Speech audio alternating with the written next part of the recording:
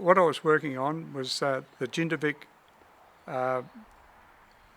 aircraft, pilotless aircraft, and mainly the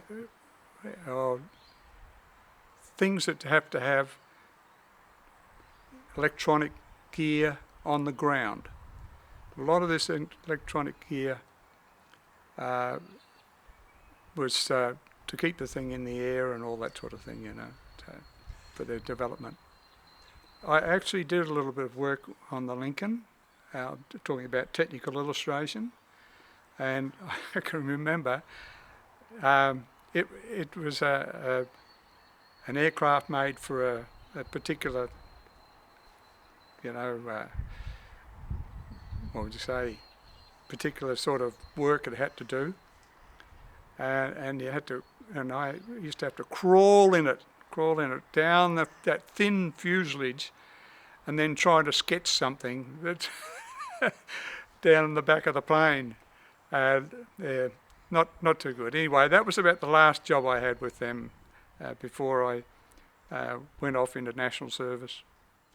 At the time that was being closed down, the reason was that the shipping industry was closing down in Adelaide.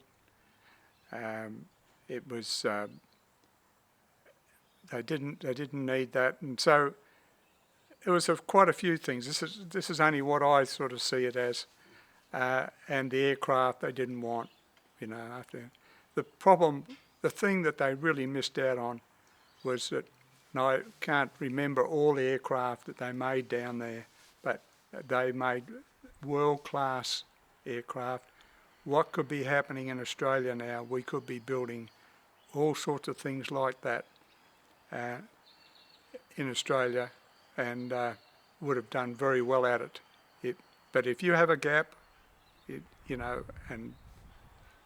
and you can't just come into it where you like. You've got to develop something, and all those places in the United States, they've been there a long time, and it's continuous, and their development, there's no gaps.